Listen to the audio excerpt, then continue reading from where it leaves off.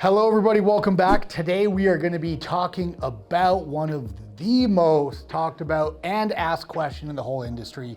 It is going to be how to win every commercial cleaning bid that you have. The first thing that you're going to need here, I'm going to take you through a few steps of what you need in order to make sure you're actually closing the bid. One is you're going to have to be speaking to a decision maker. So a decision maker in a company is somebody that is either the owner, they can put pen to paper, or a very, very, very close influencer. So if you look at our company here, okay, I am the owner, I am the main decision maker, but if you came into this office and wanted to talk about cleaning, if you wanted to talk about Wi-Fi, internet, water, whatever the type of services we have, I would actually not be the one you speak to.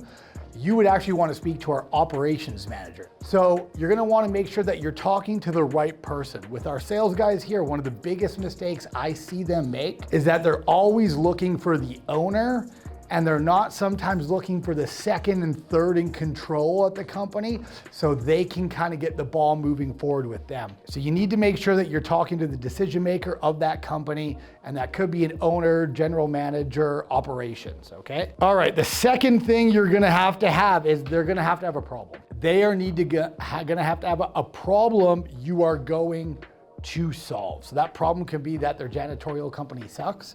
That problem could be that their company just got big enough and they're looking for a janitorial company. It could be that their contract's up and they're wanting to switch and see what's out there.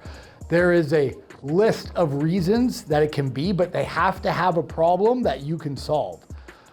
Second of all, you have to be able to solve the problem. And then the next one is gonna be, they're gonna have to see themselves working with you. The one thing about the janitorial industry is that we need to work with these customers every single week at minimum. So if you're cleaning once a week or 7 days a week, you're always gonna be in some type of contact with these clients, or your office is gonna be in some type of contact, or your cleaner is. Can they see themselves working with you long-term and you actually solving their problem long-term? And then wherewithal. Do they have the ability to afford it? And then price. Okay, so let's sit back and let's talk about these all just a little bit more. The problem. So let's say that these people have a problem. Okay, how do you identify that they have a problem in order for you to close that bid? Well, the first thing that you have to do is you have to ask them, hey, if you don't mind me asking, why are you right now looking to get quotes for janitorial services? What do you want in your next service that your current service doesn't have? Okay, why did you choose us? Are you making this decision because you're having issues with your existing company and you're looking to make a switch out? Or are you happy with your existing company and you're just shopping around? So you have to keep going until you find the problem. And the truth is the problem can be price. But when a client says, I am looking to save money, you need to identify why. Are you saving money because you're going out of business? Are you saving money because you're wanting to put more money into marketing or hiring employees? Did you get slapped with COVID and the government restrictions? Like, why is it price right now? Because you need to tailor your services to that reason. So you need to solve the problem for it. Once you solve the problem, it should be pretty clear and evident, and you should ask, does that solve your issue with consistency in your cleaning? And they're gonna say yes, or they're gonna say no. They're gonna go, yeah, absolutely. If you guys can deliver that, that's exactly what we're looking for. Perfect. Then you're gonna have to deliver a price. So again, the steps are going decision, problem, solve the problem, see themselves working with you, wherewithal, and price. We've covered problem, we've covered you solving the problem. We're gonna go over see themselves working with you. Some of our sales guys here, they come from door-to-door sales, and door-to-door sales are like one-hit wonders. They go in, they knock on a door, and they try to close that business on the spot. So whether it's a house or a business, but they try to close the business and close the deal on the spot, okay? The problem that they have is that they try to close everything immediately. And what that ends up doing is it makes them very grindy. I'm not saying don't ask for the sale, but if you're like always trying to close them on your deals and you're not focused on servicing them to a sale, what's gonna happen is they're just gonna see you as some like hitman salesperson. And you need to understand that the average janitorial contract, I think, closes in 60+ days. The best part about it is if they actually have a real problem that they're trying to solve right now, that 60 days actually turns into like 40 hours. So that's why it's important to have all of these. And keep in mind, what we're talking about right now is how to win every bid. And if you're wanting to win every bid, you need to have these steps in there. If you want to just go on some bids and then hope to close them over time, and some you win and some you don't, which I would recommend, then you don't have to do this. This is if you're trying to maximize your time, okay?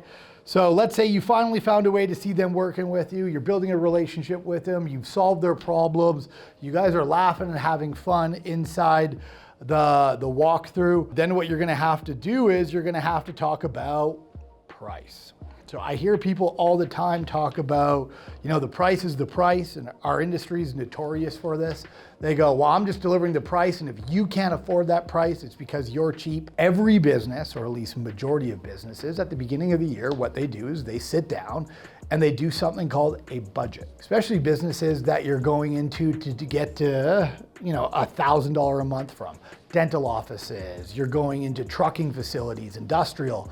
These places all sit down and they do their budgeting a year in advance to sometimes 3 years in advance, so they know the progression of what their growth is gonna be. So if they do their budget at the beginning of the year and you come in 4 months into that year and they're like, oh, we need to switch something out, and you're doubled their budget or price, the odds of them going with you is going to be very, very slim. So you need to find out if they can A, afford it, which is wherewithal. And then the second thing is you need to really look at the price. Is it within their range?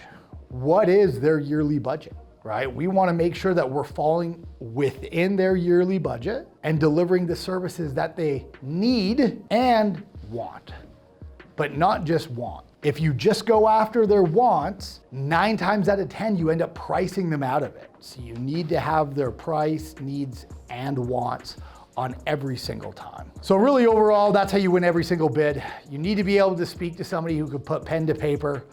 You need to have wherewithal, so you need to know that they can afford it. They need to have a problem that's big enough that they need to solve right away, and you need to be able to solve that problem. Plus they need to be able to see themselves working with you, and the price needs to fit their needs and wants. So this is everything on how to win every bid, every single time. But these are the things that you need to have in order to do it.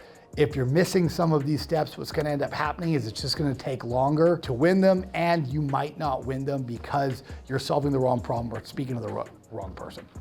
Okay, thank you guys so much. I hope everything's going great, and see you next day when we do one of these.